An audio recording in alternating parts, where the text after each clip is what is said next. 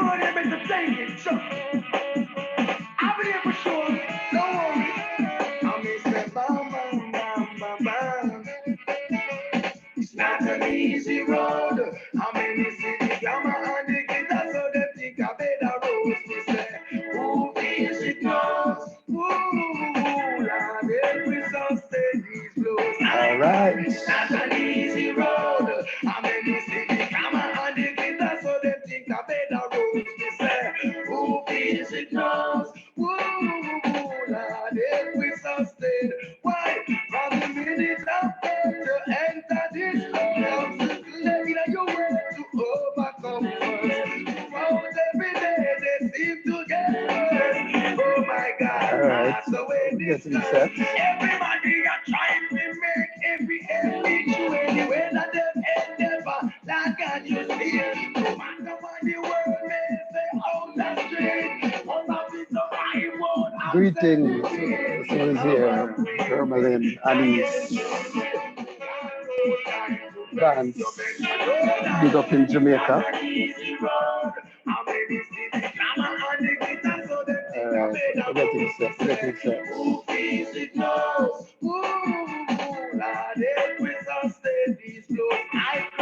Not an easy road.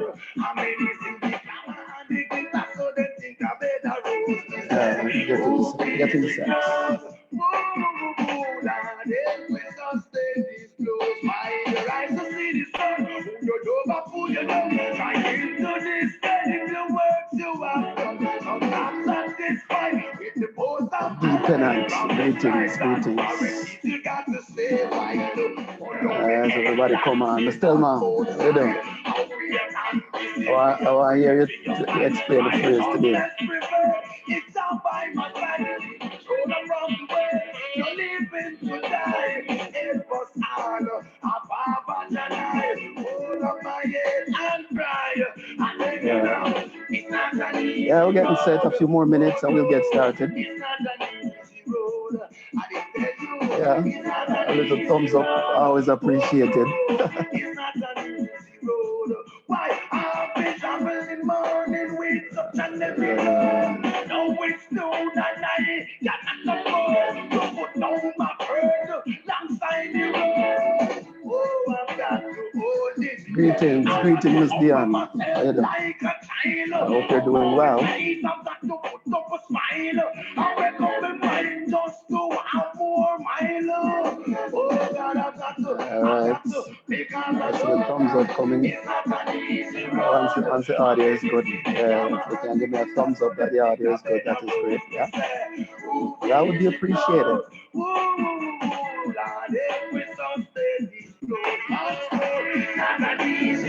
And soon get started.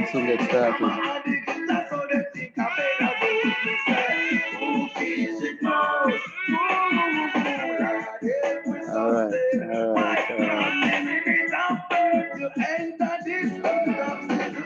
All right, we're gonna get started.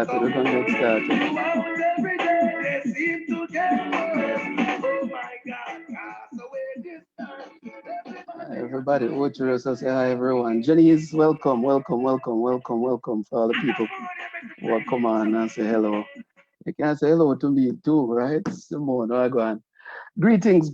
Welcome to Watagwan. My name is Donovan Simon. I'm the president of the Jamaican Canadian Association, Alberta. I'm based here in Calgary. And Watagwan is our way of connecting to the community, talking about issues that we are doing in our association, but more importantly, talking about issues that affect our communities here in Calgary, here in Canada, in Jamaica, everywhere, right? So that is what Watagwan is all about. So thanks for coming on. Hopefully you share this one. I'd really love if we can get this one going far and wide. So if you haven't started a watch party yet, start a watch party for me this week, right? So we can get a couple of your friends joining into Watagwan and seeing what it is all about. Because we have a really interesting topic this week, right? But of course, before we get into the topic, we have to go to the features. Patwa phrase or patwa word of the day. But I get this one from my brethren. The word, two words I don't even know, is kunomono. So if you know what kunomono means, put it in the comments, right? Put it in the comments. Put it in the comments down below, right? And let me know what kunomono mean.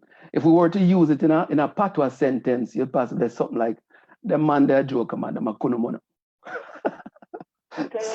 Right? You know.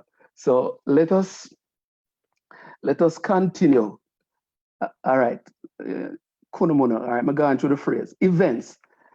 On the 18th of July, we're going to do another version of JamCan Viewpoint. That is our community program, right?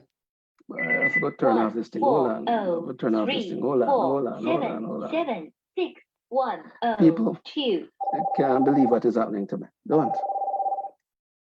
So let us do that, and then if I turn it off, it won't bother me. Does that ever happen to you?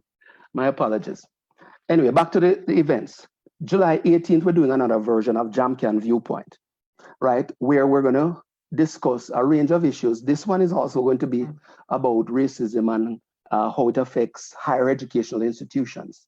It's going to be on Facebook Live. So jump on at 7 o'clock on July 18th, right? David and the panel is going to discuss another important topic within the community, right? So July 18th. Also, I want to put in another plug for our Instagram Music Monday and Wisdom Wednesday. Daniel has been working consistently to keep that going. So check it out. And if you can put some comments, especially some positive comments into that one, it would be appreciated. So remember, Music Mondays, Wisdom Wednesdays on our Instagram feed, right? And of course, July 18th, when we do another episode of JamCan Viewpoint. All right, I could jump into the topic for today.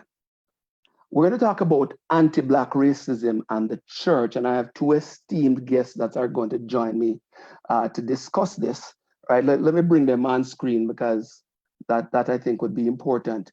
Bishop Ransford Jones out of Markham, Ontario. Right? He's with the Destiny Gospel Center, and I have why not even show his family now? Because Marlene start finding family every time we talk. Right, Reverend Marlene Henry out of Sault Ste. Marie, Ontario. All right, so let's unmute and let's get them talking to us. All right, Bishop, if you can unmute. Yes. All right. You hear me loud and clear? I hear you loud and clear. Marlene says something now from Guysville, St. Mary. You want me to say something? Oh, we hear you. Happy Friday, and this is not kunomono. This is real stuff. This is real stuff. Yeah. All right, yeah. So we're going to talk some serious things this week, right? Mm-hmm. Anti-Black racism and the church. I mean, both of you are, in the clergy, in a role where, through your studies and experience, a lot of these things, I'm sure, come up. But in recent times with Black Lives Matters and some of the things that have been affecting our community, I think this is a real important topic. So maybe let's start, and Bishop, I'm going to start with you. Yes. How does anti-Black racism really connect to the church? Because prior to this, I never even thought about it. Yes. Some things. Thank you for having me this evening.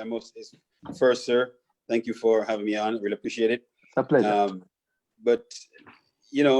This thing has been endemic, I would say, in the church for a long, long time. In fact, the church has helped to aid and abate anti-Black racism from the time of slavery until now. The church has been known to be guilty of that, and people use the Bible. They use, the instruments of religious things to manipulate people, and it was an integral part of the whole slavery and slave trade. So our people have been misguided by some elements, I should say, in the church who have used it for their own advantage, especially economic advantage over time. So it has been an endemic thing for centuries in the church. But as we progress over time, the church has also helped in many different areas for the abolition of slavery. People like the group like the Quakers, William Wilberforce in England. He was one of those persons in England who had stood up against slavery. and many ways the church has helped to extinguish that to some extent. But we still find within the corridors and crevices of some of the churches, even today, the residue still exists, where anti-Black racism, prejudice, implicit biases still exist in many, many corners of the church. Okay, interesting. Reverend Henry, in the times when this started, was the intent deliberate or was it misguided, as the bishop kind of was saying? You mean when well, actually, history points out that the mechanism or tools of slavery was not mostly about enslaving people, although they had to use religious emblems and symbols, but it was for economics, because when slavery was abolished, they were told to submit names of slaves that they were owned, say for instance in Jamaica, and clergies, Church of England, that's slaves. So it was, they call us the workhorse. It was just to keep the economic power going. And as Bishop was talking, just to tag on what he says, when they distorted the image of Christianity and the Christian emblems, that you see a white Jesus or you see something opposed to your color, it gave us an idea that this God or this Jesus that they're presenting was, we were inferior to this deity. And so as we even learned that the slave Bible that is in the US was coined and extrapolated in the sense that it had these scriptural reference to subdue a race. It only had these scriptures that says slave must be subjected to master. So it was a brainwashing thing. Now, when you talk about anti-Black racism in church, it would be disingenuous of us to say it doesn't exist in churches. It is subtle, because, and how it is subtle, the reflection of society is played out in church. When we talk about colorism, classism, privilege, and power, it is in the church. And I would ask this: how many of us would be comfortable to go into a white church right now and be free to sit beside somebody that professes to the faith and feel comfortable to worship without thinking, am I welcome? Or how many of us has seen in our culture where a Black person would be welcome in a white overall white church and say, I embrace you as the pastor, without thinking of color first. So the color is primary, and I would say salvation is secondary, if we're to be honest. Yeah. Well, we're going to be honest, because I think every Jamaican who is watching this program grew up going to church, right? And until now, it possibly wasn't an issue, because you look at the leaders, and depending on what faith you were in, you're right, Reverend Henry, there were certain people in certain roles, but we never saw it as anything. Yeah. And the question I want to pose, and maybe Bishop, you can help me, because you grew up in Jamaica too. Yes. Why is it that we never saw anything, and we sucked up the Bible and we looked at the references and we read some of these things, and we never said to yourself, boy, how come them put it that way? Yes, coming out of colonialism, from a Jamaican context, a Jamaican standpoint, we try to build a more just, equitable society from a Jamaica point of view. In fact, our mother said that out of many, we are one people. And we know predominantly in Jamaica, we are Black people in Jamaica, although there are different races there. There is, I never, pretty well, I grew up in Jamaica for the first 28 years of my life. And I never really experienced a thing called racism until I came to Canada. Because in Jamaica, we grow, whether we have different complexion in Jamaica or different, way how we grew up, we understand that we were one people. Although we know that there's classism in Jamaica. Some uptown people look at downtown people, and some people, because we say they're IT-tighty than other people, so they behave a certain way. And sometimes we know that people of certain monetary establishment who have more money than certain people, they would go to the church, like the Anglican church or the Catholic church, Mhm. And we would say that the regular people would find, maybe a Sabbath church or a Pentecostal church, Jump up and, church. and a jump up church, they call it. So there's an element of classism, I would say, in Jamaica, but I've never really experienced that back home until I came to Canada. I realized, what's a different society. Because even growing up in Jamaica, we were kind of assimilated because we live mainly on the North Coast. My dad used to work in a hotel, and we go to the hotel and mix and mingle with the guests who come, the white people. And so even that gave me a different mindset as to how we view people.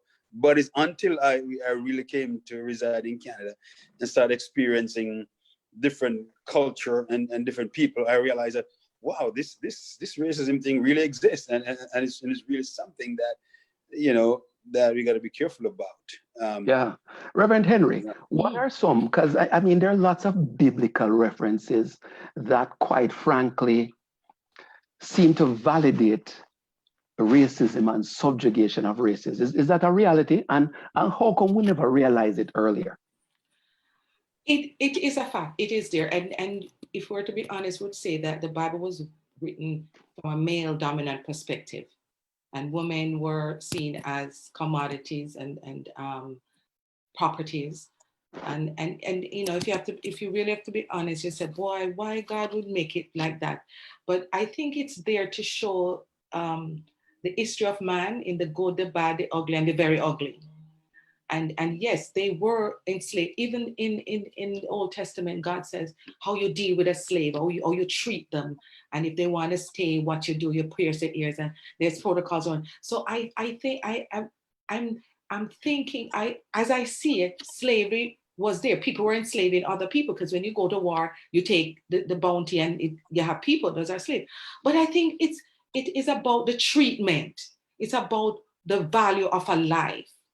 And how, since when Jesus came now and bridged that gap, he neutralized gender, he neutralized status. As we see in Galatians, Paul outlined the instruction for slaves, for masters, for wives, for husbands. So I'm looking at it from now, the transformational part of the human, how we're supposed to treat each other. And here's the ingredient to that, the Holy Spirit. Because when we have the Holy Spirit's rule and reign and authority in our hearts, we will know how to treat each other. And as you say, why didn't I see it before? It was subtle. In Canada, it's called polite racism.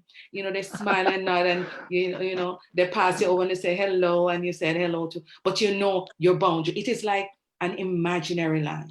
But I tell you, when I saw, I have to be honest, when I saw that George Floyd's crying out for his mother, and I watched, I lamented. I went into a week of, I tell you, my system, it was like a shock. And it actually gave me more impetus to speak up, to say what I see and to call it out. Yeah. And I think the reason why you asked, why didn't we never seen it before? It never affected us before like this. Right. Because as Bishop said, we were brought out of many one people. You have Chinese Jamaican, you have Indian Jamaican, you have Dutch Jamaican, you have German Jamaican. So we were mixed, and it was a melting pot.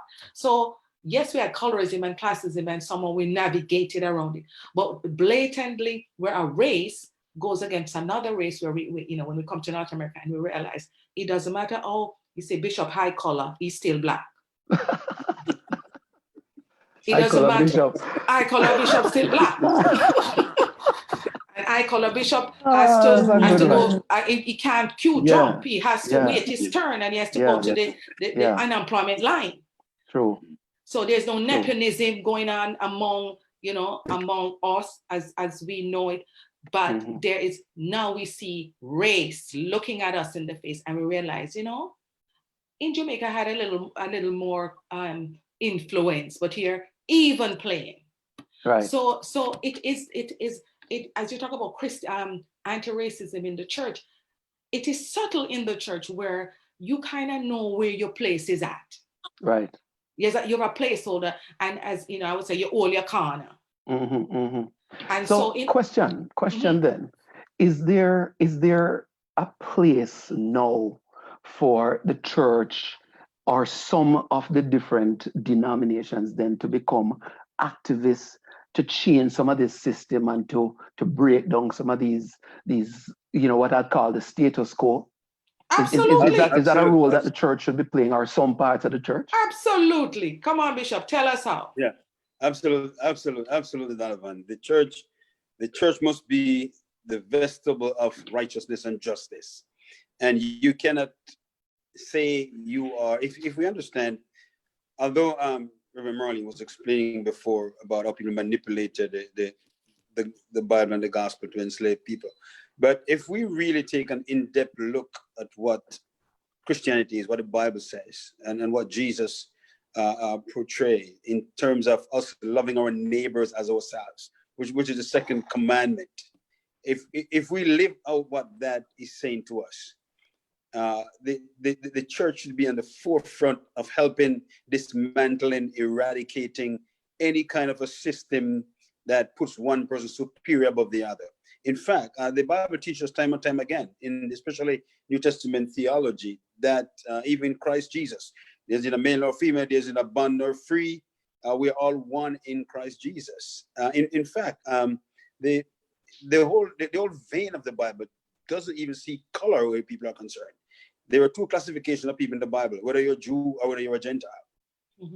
And then I was teaching on that this morning from Ephesians chapter 2, where it said that Jesus broke down every wall, every barrier, every partition that divides people, and now he is bringing us into one new body, which he's the head of it.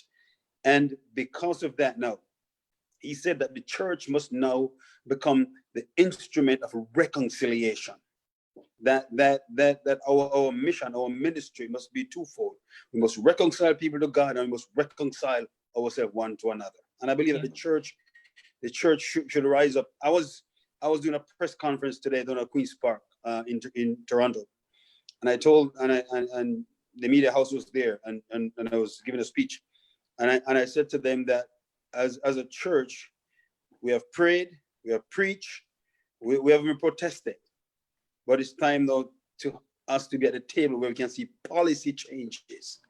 Policies must be enacted. There must be legislation to effect change in the society, so we dismantle every fiber and fabric of racism. And I believe that the church have a moral responsibility to do that, especially in time like this. Church must do you think, or maybe Reverend Henry, do you think the church though is assuming that responsibility?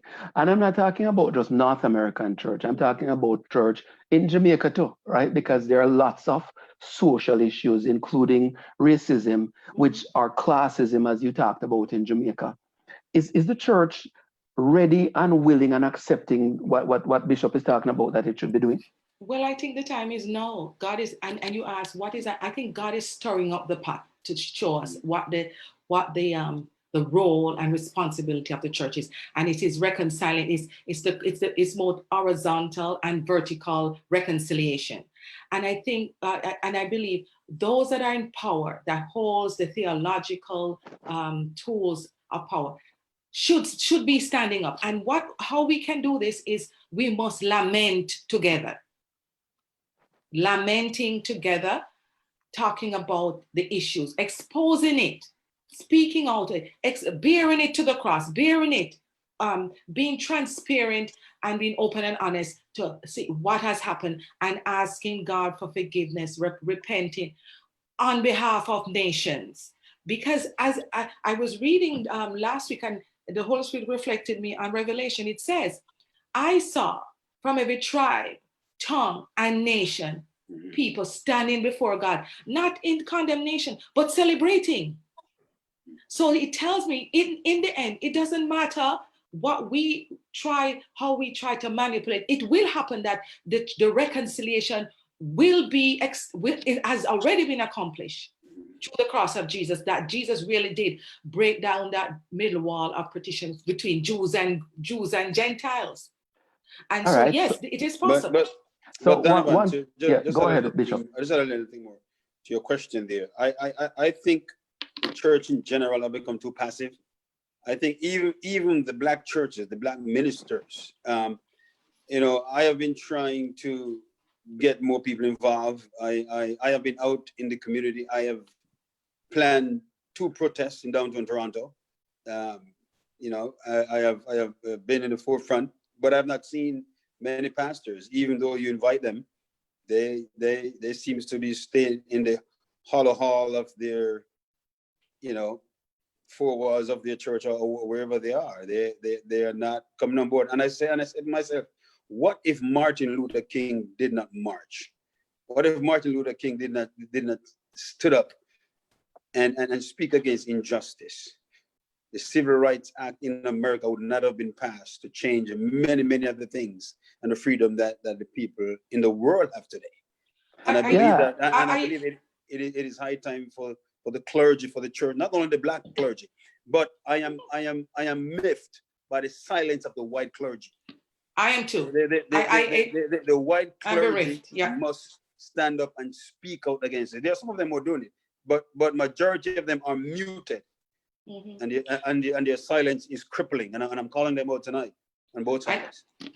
And one of the go ahead, Reverend. One of the reason is fear of persecution.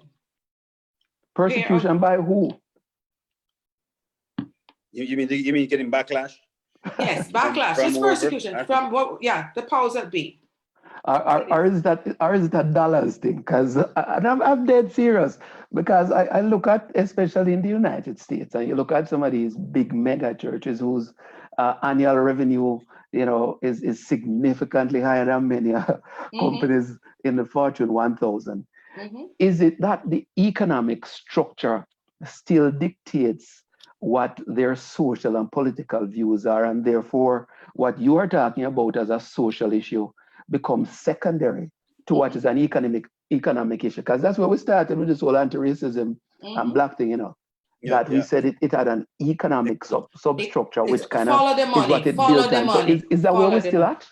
Follow the money, and I've had the experience firsthand, so I can speak from saying that one of the tools to keep people in a bubble is this emotionalism. You know, it's you feed their emotion and you keep them ignorant, and you keep them at a level that, you know, you feed them the feel good thing and you make money, you're merchandising them. And so as long as they feel good and as long as you're feeding what they want, they'll stay in that position. And you talk about for the white privilege, it's called white solidarity and white social capital. So if you follow the money in the religious, in theology and in the religious institution, there's a vast accumulation of wealth, but who it underpins, who is promoting that, who is supporting it. And so if you keep, just like with slavery, it was the slave that kept the economy going, and you take away that safety net, the system goes. So you know, in answer to Bishop's question, and it could be the social, the economic gain that they would lose. It could be that they'll be labeled as you know, traitors. Thank you. But let's just it could be that they're fearful. Yeah, there's another twin brother or twin sister to that, to the economic part of it, the power part of it. There, for example, I'm a part of a broader organization which is international, and I realized that, I mean, growing up in Jamaica in that organization, all I see at the head of it was Black people, and until I come look at the global context of it, I realized that they at the top level of it is controlled by just old white men. Old boys club. Yeah, the old boys club. So when I go to what we call a General Assembly, I am one of the few persons who stand up in there and challenge them and tell them that this system has to change. If you say that you're a global church, you have to reflect the global community at the top of the leadership. Diversity. And you've got to change that. But there are some of our people who are maybe the next level down. They are not talking. They are not saying anything because, you know what? They sit comfortable in the seat of their power because they believe that now they've arrived at that spot. They have to keep the status quo. They're not going to ruffle the feathers because they might be afraid of being demoted or afraid of losing their position and their power. Well, I hope you're advocating. But I hope I you're said that advocating. I'm not really looking nothing from nobody. So I can get up and talk and tell them exactly how I feel. I hope you're advocating from for. the head on chair to the next one down. I said to them, you gotta change the system. And those of us who you can't change a system from outside of it. You got to be inside of it sometimes to bring the change that is necessary. And I believe the change is ripe right now. And we must stand up wherever we are in any denomination. This is just one example. There are many of them out there who are literally run because the system creates that. And how it is set up, how it is manipulated, you cannot just change the system just by being talking hot here. You got to be in it to ensure that legislation is passed to change the system and so that it is equitable and fair for everybody. I So hope let's you're go down that advocating. road. I hope you're advocating for the women clergy too. Their bishop. Absolutely, Of absolutely, course, you know, absolutely. get rid one of of this my talking points too. paternalistic thing. But here's where I want to go down before I kind of do the wrap. Bishop is saying you've got to be in it to change it. Okay. Yes. Bishop, what are some of the solutions to correcting? Because I don't think you can eliminate racism, because I think there will always be love and hate and war and peace. That is my own view. Yes. Okay. But what are some of the solutions that need to be taken up by those in the church? You talk about legislation, you talk about the structural nature of some of these organizations. What are some of the other things? Yes. And I want to especially come from the ground level, because there's a whole lot of Black people in these churches sucking up these doctrines. So why? You see, there's a systematic, institutionalized way how the structures are set up. You gotta understand what those are, and you gotta mobilize people from the grassroots. Say for example, you're in a particular place, and I mean, they have a certain kind of legislative way how you vote to appoint people to different positions. You got to try to find it's just like a common election. You got to do some grassroots work and get people to see what is right from what is wrong, to see people why we need this change, and how we're going to set up a strategy to ensure that this change is done. You got to work it from the grassroots level. Is that the nice way of saying we have to manage the politics in the church, Bishop? You're right. And sometimes I call it the politricks. And you got to pray hard and work it, and you got to be brave and courageous to speak truth to power. You got to be at a point that I have nothing to lose, but I'm going to speak truth to power, and I'm going to ensure that where there is implicit bias or explicit bias, where there's institutional racism, I must find those corners and crevices and clean them out by praying about it, but by also action. We got to find a way, because sometimes the structures are so institutionalized that it's difficult to change them unless you're going to get people, for example, to vote out people, or to get people to see what is right, so their heart can change, so they can help to change the system. So, okay, we'll have to put a wrap. I mean, I love the conversation, but time also. How does the doctrine of forgiveness and love and hope play into all of this? Because that is what we were taught, and we were taught never to challenge the Bible, because the Bible is always right. So anything that is said in those ways influence your behavior. You became passive because you're supposed to brush it aside and love and forgive. How does that affect this whole discussion around anti-Black racism within the church? Yes. Let's start with Reverend Henry. Reverend, yes, go ahead. I think on a personal level, education.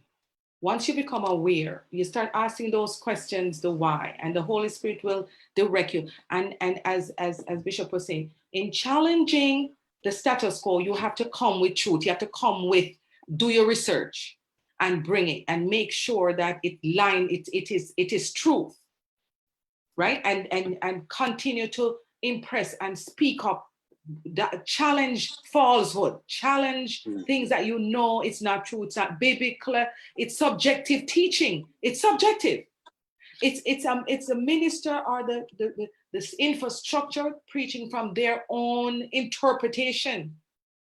And so if we continue to embrace and to eat that, we'll be product of what we have ingested, which is not true. It is your view, but it's not the truth. You know, something can be true and not the truth. But, I learned that. So all right. we need to seek the truth as Jesus, the truth of Jesus, what Jesus taught. And so if with truth, confronting falsehood, continue to be aware and speaking truth and training and learning and teaching, and go to Bible school, go to those institutions that teach it objectively and challenge you to go search. And you come face to face with yourself, you come face to face with your culture, you come face to face with the system. The same system that you are embracing is oppressive. So you become a Jeremiah, and you start to root out and pull up, and you know, and sometimes we have to tear the wound so we can get to the antibiotic of repentance and understanding and empathy and reconciliation. Those things will build now and we become not just passionate, but compassionate. Well, a lot of tearing of wounds have gone. Bishop, how do we deal with this doctrine and stuff? Talk to me. Yes, you see, the purity of the gospel, the purity of the doctrine that Jesus presented and preached is the answer to the brokenness and the sinfulness of humanity. However, we also understand that people have used certain part of it to manipulate people and to use it for their own advantage. When those things happen, those of us who understand the vein of the power and the truth of the gospel must use that same gospel to make the corrections. And that can come, as Reverend Marlene said, through repentance and reconciliation. I give an example. One of our modern day heroes, Nelson Mandela. When Mandela came out of prison, Mandela could have become bitter and revengeful against his oppressors. But you know what Mandela did? Mandela said, I'm going to take the high road. I'm going to take the road of forgiveness and reconciliation. And because he did that, it was a transformative moment in the South African life of the people. Because there could have been rebellion, there could have been anarchy. You could have stirred the people and says, you did this to me, I'm going to bring revenge upon you people. Because he had the power. He was sitting at the seat of power, and he could have manipulated the system and could have done that. But he said, no, I want to take the high road. Us as Christians, as believers who understand the power and the potency of what Jesus preaches and taught, we must use that. And that's why the Apostle Paul said in 2 Corinthians 5 verse 21, that now he has given unto us the message of reconciliation. We have the word of reconciliation. We know are the ambassadors of Christ. So therefore, that we must speak truth to power and also forgive those who trespass against us. So forgiveness, some people might believe that it's a simplistic doctrine. It is not a simplistic, it's a powerful doctrine, because you got to be so changed in your own system, in your own heart, so that you now able to expunge any kind of a hatefulness and hurt and bitterness that someone did to our ancestors or even did to us. And you find out within your heart to say, you know what, I will forgive that person. Now let us work on reconciling our differences. And that will come when we understand the power of the truth of the gospel to help change the heart of human beings. All right, I'm going to put a wrap on it. Greetings to all the people who joined us. I never big up because I know I'm going, so I'm going to say hello. This has been refreshing. This has been informative. Bishop Ransford Jones out of Markham, Ontario, thank you very much for joining us on What to Go On. Reverend Marlene Henry out of Sault Ste. Marie, thanks for joining us. This has been an awesome discussion. Take it easy. Thanks, and we'll touch base again. Yes. All right. All right. Thank you. God bless you. All right. Take care. Take care. Yes. This was a good one. I hope you enjoyed what is happening here on What to Go On. Before I end the show, of course, I have to tell you the patois word or phrase of the day is kunomono. So if you know what kunomono means, and I must put it into the comment section for those who understand the Jamaican patois, a beautiful language that we love. We're also inviting you to join us on July 18 for JamCan Viewpoint. It starts at 7 o'clock Mountain Time. It's going to be streamed live on our Facebook page. So please join us as we have another discussion as we engage with the community in these times when we do things virtually.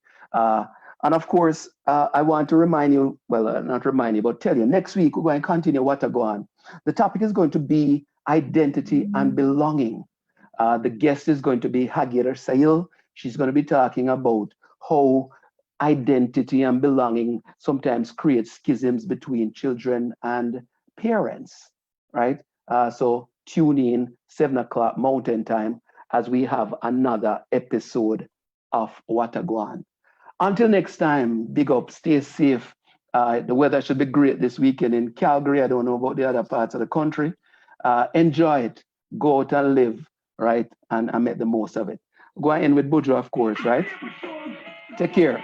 Until next week. It's not an easy road. How many